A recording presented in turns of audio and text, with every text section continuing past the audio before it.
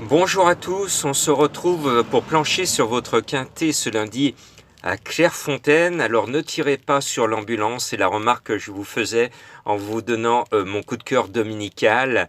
Infirmier, je le sentais bien, il a gagné. Et puis après patatras, je vous avais prévenu, c'était une course visée.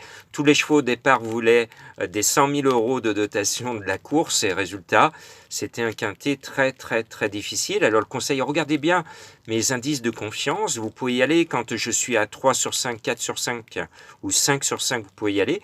Quand je suis à 0, 1, 2, 3, soyez très prudent. Et là, ce lundi, on a encore une course difficile. Je suis un peu plus confiant que ce dimanche, parce que ce sont des pouliches et des juments que l'on connaît bien. Et la plus belle, à mon sens, c'est le 9 Roxané. Alors Roxané, c'est une pouliche qui n'est pas comme les autres, puisqu'elle est entraînée par André Fabre. Donc c'est une pouliche qui n'a pas été faite, elle n'a pas travaillé, elle n'a pas été élevée pour courir les courses handicap. Elle a été préparée pour les classiques, malheureusement elle n'a pas la pointure, donc les Fabres, quand ils restent dans la cour de ce grand entraîneur, c'est pour l'élevage. Donc l'année prochaine, elle va être poulinière. Son objectif avant, il faut qu'elle mette un peu de gras sur son pédigré. Donc il faut qu'elle gagne, et ensuite au niveau quintet, et ensuite elle va certainement essayer de faire son nom dans les listed. Et puis après, direction le Haras l'année prochaine.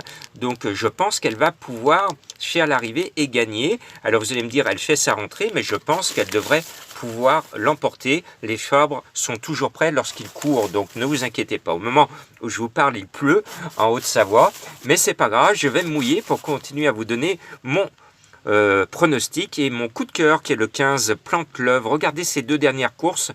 Elle s'est mise en relief dans mes jumelles. Dans deux quintets références, elle finit 4e et 5e. Précédemment, elle avait gagné. J'en fais mon coup de cœur parce qu'elle est lâchée au poids. Moi, je la sens bien. Elle pourrait même l'emporter. Attention ensuite au 11, la Putanesca. Elle m'avait trahi en début d'année alors que je n'y croyais plus. L'année dernière, je vous l'avais conseillé toute l'année. Elle avait fait que des bulles dans les quintets. Je lui en voulais, je ne l'avais pas repris. Et puis cette année, elle s'est acheté une conduite. Elle fait pratiquement l'arrivée de tous les quintets.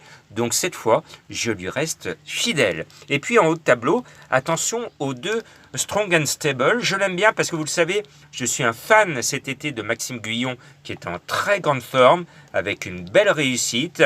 C'est une Brante.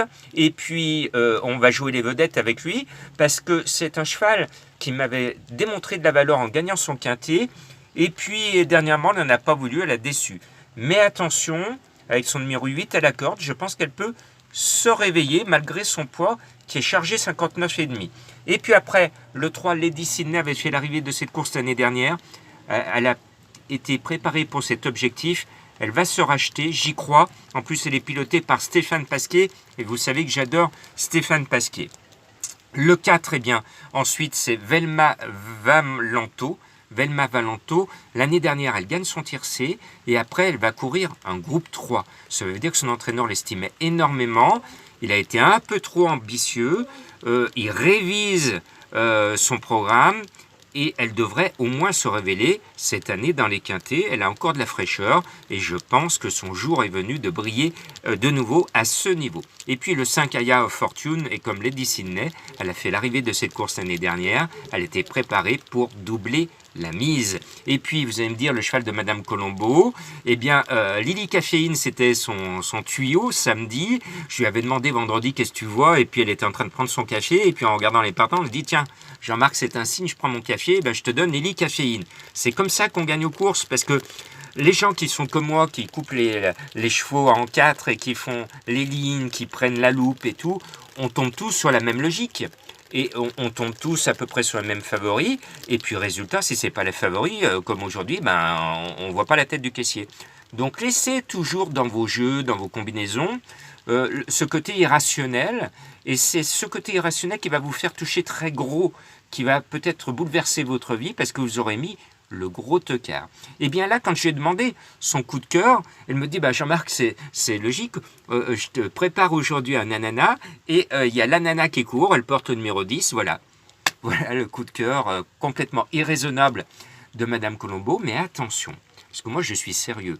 Souvenez-vous, la dernière fois, l'ananas, je ne vous l'avais pas donné dans ma sélection, mais je vous avais donné l'alerte. Je vous avais dit, elle déçoit à ce niveau, mais si son entraîneur insiste, malgré ses déceptions dans le quintet, c'est qu'il reste persuadé qu'elle a la pointure, et un jour ou l'autre, elle va se réveiller, et je vous ai dit, attention, méfiez-vous dans vos jeux de combinaison, et elle finit 5e. Eh bien là, je pense qu'elle a retrouvé du moral, elle a retrouvé du mordant. Eh bien, quand un cheval déçoit, et tout d'un coup qu'il remonte un regain de forme, eh bien, généralement, le coup suivant, elle va être là. Et donc, attention à la nana, elle est à 30 contre 1, et je pense qu'elle a retrouvé du poil de la bête. Vous m'en direz des nouvelles de la part de Madame Colombo. Après, d'autres chevaux ont des chances. Je n'ai pas mis Soumillon avec Golden Rajza parce que je la trouve encore chargée, mais c'est une jument de grande qualité. Un jour ou l'autre, elle va refaire parler d'elle dans les quintets. Soyez donc prudents. Mon indice de confiance est de 2 sur 5. Voilà, vous savez tout. Bonne chance.